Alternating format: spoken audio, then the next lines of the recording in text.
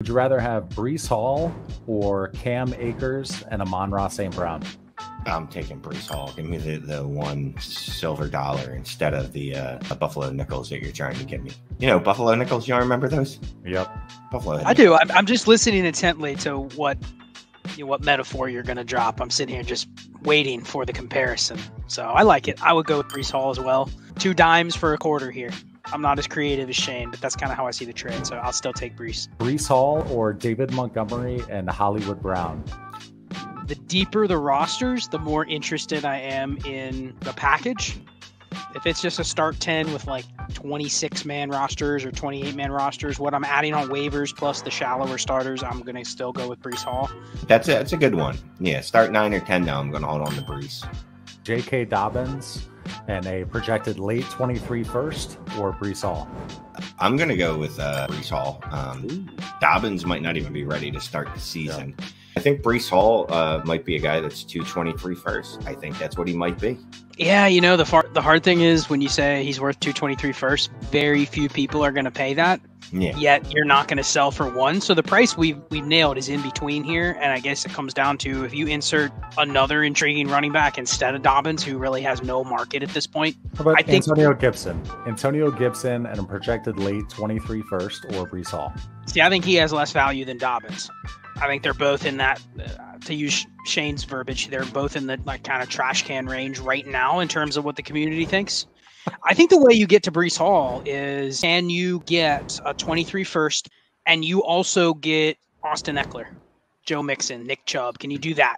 On the surface, I think most people are going to see that trade in their inbox and go, no way, I'm getting crushed in this deal. But I think people are afraid to add like Mixon or Chubb or Eckler to a first, especially where they don't know where their first is going to be. But I think that's the deal. If you can sell Breece Hall, I would do it right now and just take my chances that I get 1 or 2 smash years with the running back, and I'm still getting the 23 first. What's Michael Carter's role going to be? What's he going to get touch-wise? I did an article on Breece Hall. I thought maybe there's reason to be afraid of Michael Carter, just because he had a decent year last year, right? But he's not actually any good.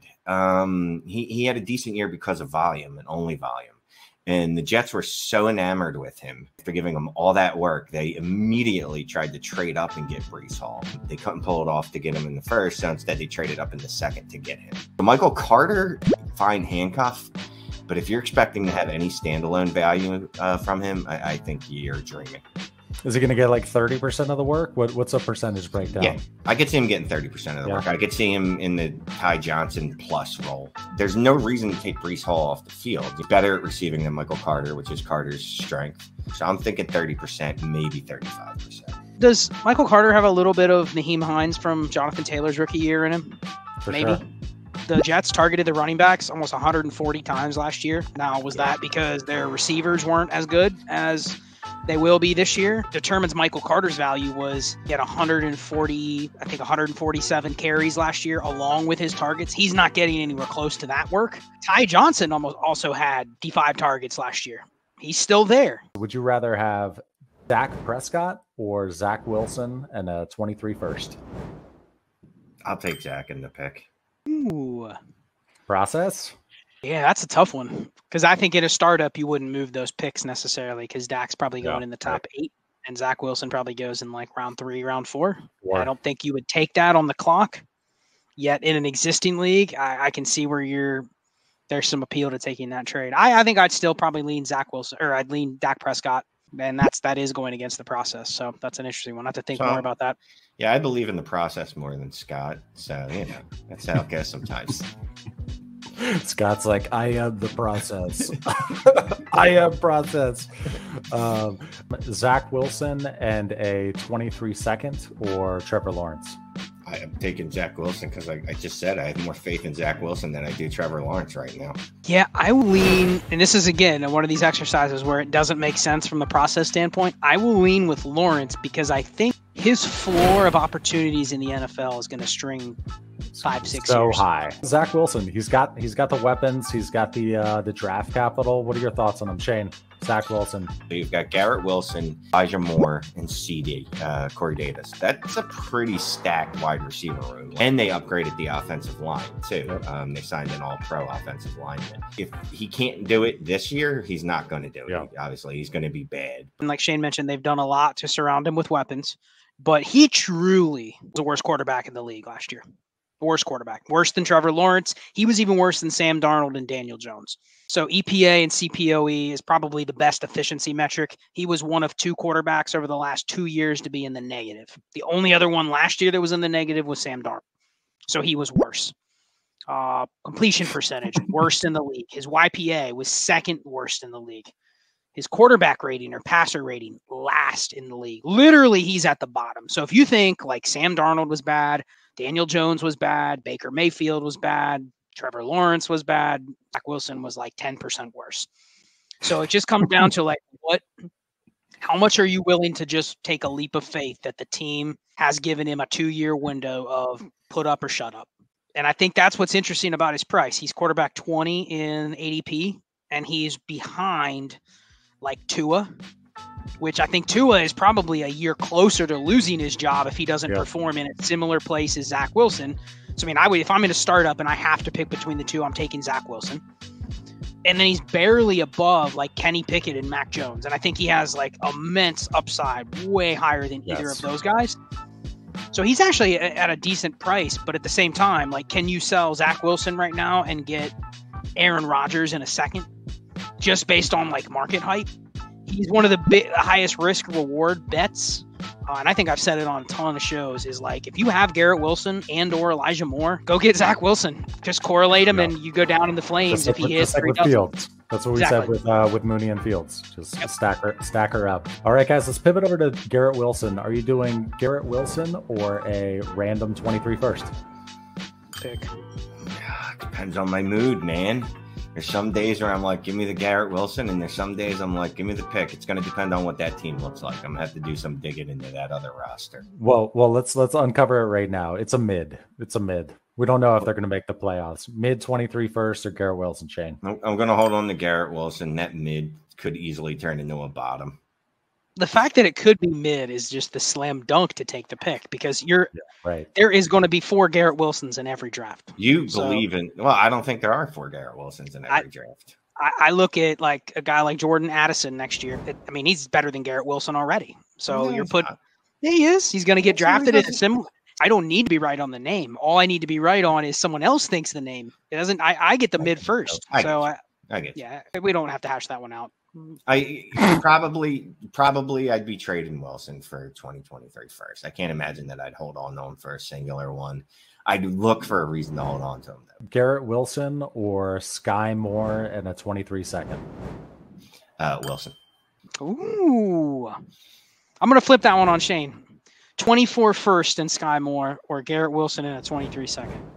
All right. Well, now there's a first involved. So, yeah. Garrett Wilson or David Montgomery? Garrett Wilson.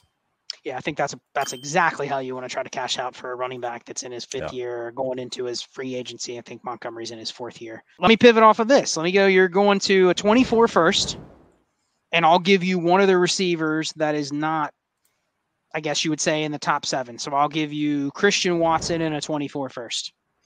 Taking Garrett Wilson or those two? I'll take the package.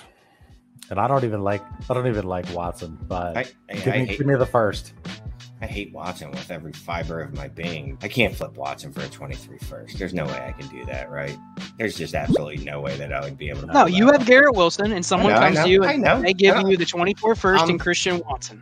I'm following the trade to its logical conclusion because as soon as I get Christian Watson on my team, I'm going to go, I don't want this. But, I'm going to hold on to Garrett Wilson there. George Pickens instead of Christian Watson. Still going to hold. Ooh. Interesting. I would take George Pickens in a 24 first. I know because he had every Garrett Wilson share possible. Every single one. So guys, Elijah Moore, he was one of the darlings, right? He was absolutely one of the darlings. We thought he was going to be like one of the hottest players in the offseason. We knew the Jets were going to draft a wide receiver. They did. Why is everybody so down on Elijah Moore now? I think what people were hoping was that it was going to be Chris Olave or Jameson, right? The type of guy that you could say, well, I don't think he needs all that much volume to pop. You know what I mean? Like he could have 95 targets and hit, because that'll still give Elijah Moore a bunch of targets. That's what I think. I could be wrong. You look at Elijah Moore's comps based off of what he did in his rookie year. And again, that's not taking into account that they drafted a wide receiver at 10 overall. His comps make him a smash. I'm still going to lean on them because I'm going to assume that not every wide receiver that smashed in their rookie year had a clear path the rest of their career. And most of them went on to have good careers. So I still like Elijah Moore, and this is a good opportunity to kind of get him on your roster. Elijah Moore or a 24 first? More. Pick. Ooh, well, you know what? I'd go I think, Moore. I'd go Elijah Moore. I'd pay at 24 first. Yeah, I think that goes back to if I am a team that has kind of taken the 23s already by storm, that is the kind of move I would try to make, is essentially like, hey, I already have a couple 23s. I'm definitely not trading that for any of these receivers, but can I get one of them for a 24? You're not getting Garrett Wilson for a 24, but I think you could buy him the second pick, the tier below him, and you could get Elijah. So I can see taking that. Elijah Moore or Rashad Bateman straight up? Bateman, just because I think the market will like him more if he has a good year. Yeah, I struggle with this one, right? Because I know I should like Bateman more than I do for whatever reason. I loved him coming out of college. He was first round draft pick. He actually hit all the thresholds you want him to hit. And still, I'm like, I don't know. And they traded away his main competition. They felt so secure in him. I'm going to take Bateman. Yeah, I got to take Bateman. I just talked myself into it. How's the target breakdown going to be with Garrett Wilson and Elijah Moore? Say a percentage target share for each. 25% each? No, I don't think either hits 25%. I think it's probably more of 20 to 22 for both. I would bet Elijah Moore has more than Garrett Wilson as a rookie. The one fear I have with the Jets is that I think this is going to be one of those offenses that is annoyingly spread out, meaning too many guys that are good enough to eat into the main fantasy targets market share. We already mentioned Michael Carter. Even if Breece Hall gets eaten into by 30%, I don't want two running backs out there at all. I want it to be all Breece Hall, and then I can stand 25% Michael Carter. But if it's Ty Johnson, 10%, Braxton Berrios will be on the field. He will get some targets. Corey Davis has had multiple seasons where he's getting 100-plus targets. Sure. Two tight ends. Apparently, they're going to use two tight ends, so don't be shocked if Tyler Conklin gets 70 targets and CJ Uzomah gets 50.